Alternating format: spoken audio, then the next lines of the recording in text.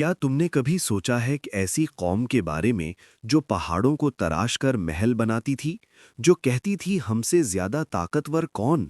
جب آسمان کا حکم آیا تو ان کے محل مٹی کے نیچے دبا دیے گئے۔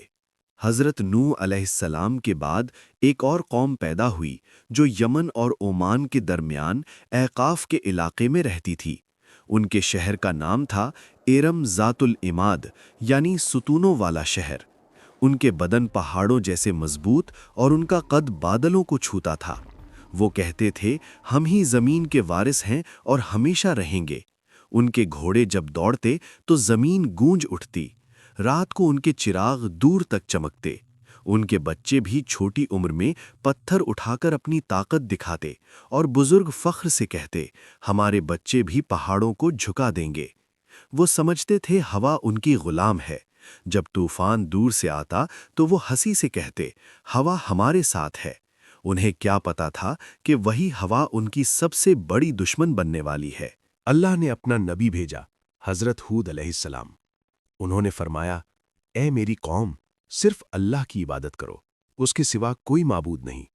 مگر لوگ ہنسی میں اڑا دیتے اور کہتے کہ اگر عذاب آنا ہوتا تو کب کا آ چکا ہوتا۔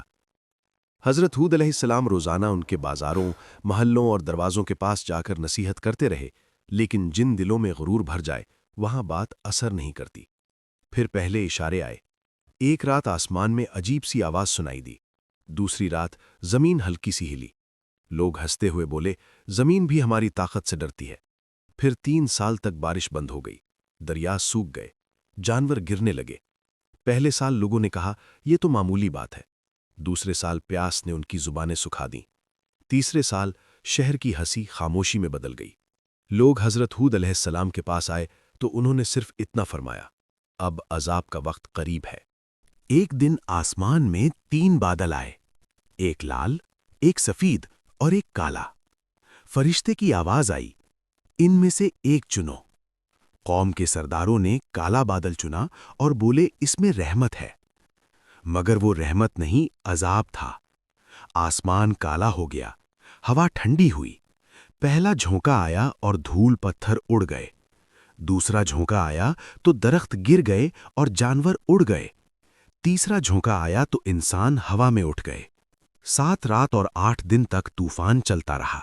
ان کے محل، ان کی شان سب مٹی میں مل گئے۔ جب ہوا رکی تو صرف سناٹا تھا اور ریت کا سمندر۔ مگر جو لوگ حضرت ہود پر ایمان لائے تھے، اللہ نے انہیں بچا لیا۔ حضرت ہود نے تباہ شہر کو دیکھا اور کہا غرور کا انجام ہمیشہ تباہی ہوتا ہے، اور اللہ کی نافرمانی ہلاکت۔ آج بھی احقاف کی ریت کے نیچے ارم کا شہر دبا ہوا ہے۔